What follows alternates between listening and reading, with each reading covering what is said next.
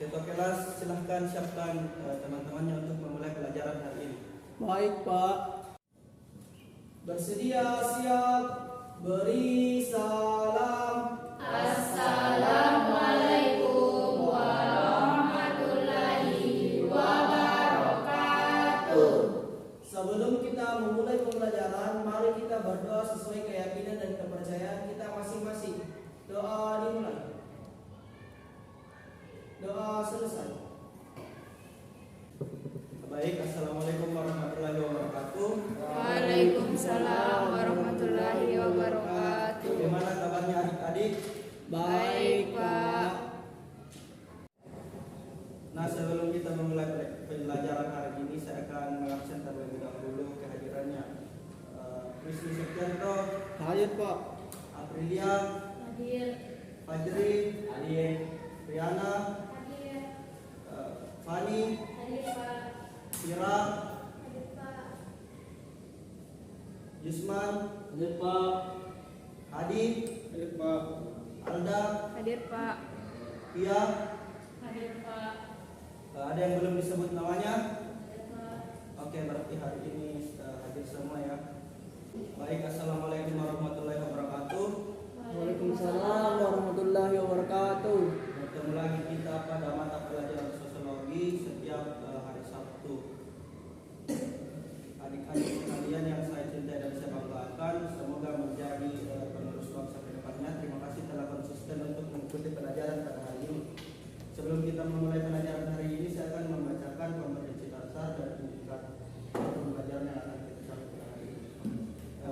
Adapun tujuan pembelajaran yang akan kita capai hari ini itu ada dua, yaitu menjelaskan proses pengendalian sosial serta mengidentifikasi cara melakukan pengendalian sosial, serta kompetensi dasar yang akan kita capai hari ini itu adalah cara melakukan pengendalian sosial yang agar tidak terjadi bentrok atau masalah. Kedua, melakukan penelitian sederhana yang berorientasi pada pemecahan masalah yang berkaitan dengan pengendalian sosial.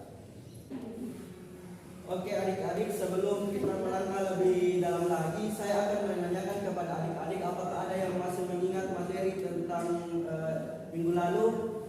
Saya Kak, jadi menurut saya penyimpanan sosial adalah perilaku yang tidak sesuai dengan norma sosial di masyarakat ataupun suatu kelompok atau aturan yang telah diinstitusikan, yaitu aturan yang telah disepakati bersama dalam sistem sosial.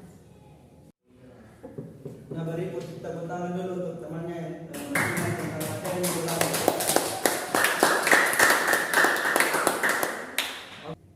Nah, setelah kita melakukan beberapa penelitian yang kita lakukan di luar sana, saya akan mengajukan beberapa pertanyaan kepada adik-adik.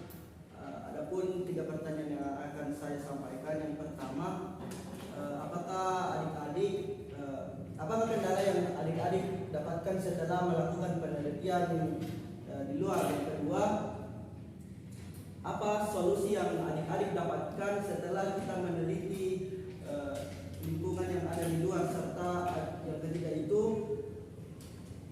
saya akan menyuruh adik-adik untuk menggali lebih dalam lagi informasi yang belum kita temukan di lapangan kemarin.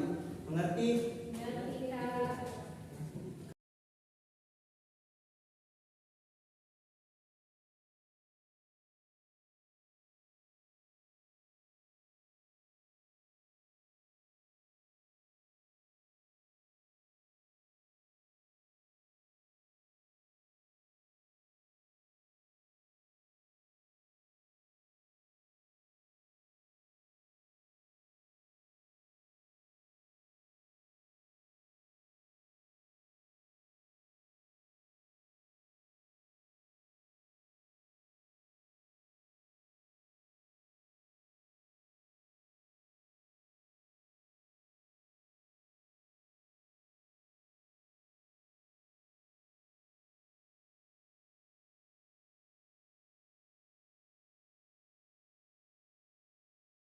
Oke, nah setelah kalian melakukan pengamatan sosial yang telah kita suruh minggu lalu, ada 2 yang akan saya tanyakan. Yang pertama, apa kendala yang didapatkan adik-adik terkait kerjasama dengan kelompoknya?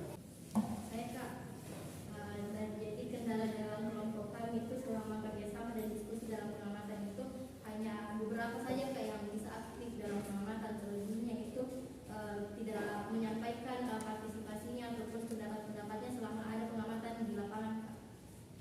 Oke, selanjutnya saya ingin meminta beberapa adik-adik untuk menjelaskan apa-apa saja yang adik-adik dapatkan setelah adik-adik melakukan pengamatan sosial kemarin.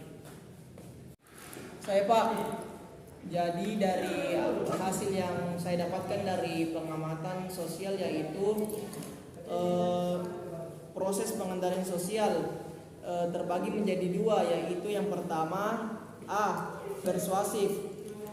Pengendalian sosial secara persuasif dilakukan tidak dengan kekerasan karena individu atau kelompok diajak, disarankan atau dibimbing untuk mematuhi atau berperilaku sesuai dengan kaidah-kaidah dalam masyarakat. Cara persuasif diterapkan pada masyarakat yang relatif tentram. Kaidah-kaidah dan nilai-nilai telah melembaga atau mendarah daging di dalam diri para warga masyarakat. Namun bagaimanapun tenteramnya suatu kelompok masyarakat, tetap saja terdapat individu yang berperilaku menyimpang.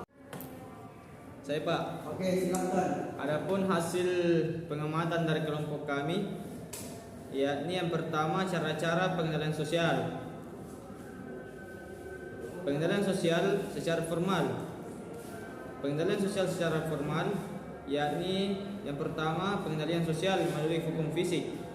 Pengendalian sosial ini dilakukan secara resmi atau formal maupun tidak resmi, non formal. Secara formal artinya dilakukan oleh lembaga-lembaga yang resmi atau diakui keberadaannya, paling tidak bagi individu atau kelompok yang tidak melakukan pelanggaran-pelanggaran kaidah, misalnya kepolisian, sekolah, dan lembaga permasyarakatan. Adapun contohnya yakni penembakan terhadap pelaku kejahatan yang mencoba menyerang petugas kepolisian saat akan tangkap. Kemudian yang kedua, pengendalian sosial melalui lembaga pendidikan. Dalam hal ini, pengendalian sosial melalui lembaga pendidikan, seseorang diarahkannya perilakunya agar sesuai dengan tuntutan kaidah-kaidah sosial yang berlaku dalam masyarakat. Kemudian yang ketiga, pengendalian sosial melalui ajaran agama. Dalam agama ada ajaran tentang kebenaran yang suci menurut penganutnya masing-masing. Perbuatan-perbuatan yang arif, bijaksana, dan pengabdian terhadap penguasa alam semesta adalah pokok-pokok paling penting dalam ajaran tiap agama. Karenanya tiap pemeluk agama akan berusaha sedapat mungkin mewujudkan ajaran agamanya tersebut dalam hidup dan tingkah laku sehari-hari. Kemudian cara-cara pengendalian sosial yang kedua yakni pengendalian sosial secara informal. Yang pertama itu desas-desus atau gosip. Gosip adalah berita atau informasi yang menyebar secara cepat dan tidak berdasarkan fakta atau bukti-bukti kuat.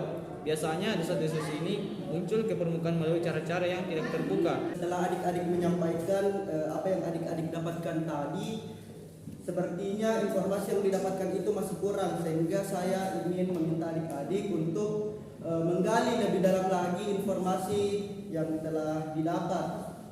Mungkin minggu depan kita akan melanjutkan lagi tentang apa-apa yang adik-adik dapatkan tentang hasil penelitian kita tadi.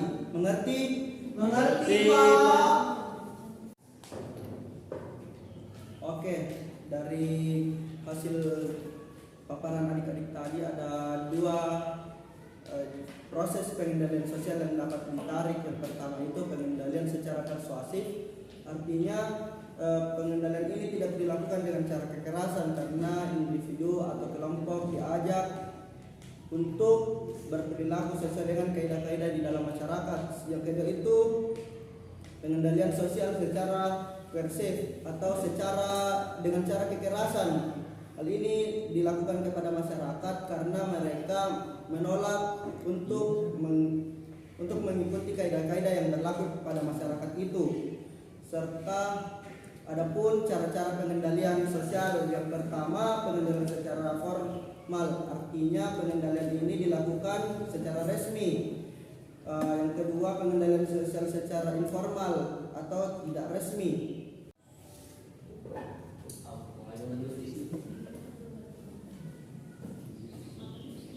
Nah, mungkin itu saja pelajaran yang telah kita lakukan hari ini. Untuk pelajaran minggu depan itu masih kita lakukan di jam dan hari yang sama. Terima kasih kepada adik-adik telah konsisten untuk tetap berada di kelas ini. Sekiranya ada kata atau perilaku yang kurang sopan mohon dimaafkan. Itu saja dari saya. Wassalamualaikum warahmatullahi wabarakatuh. Waalaikumsalam warahmatullahi wabarakatuh.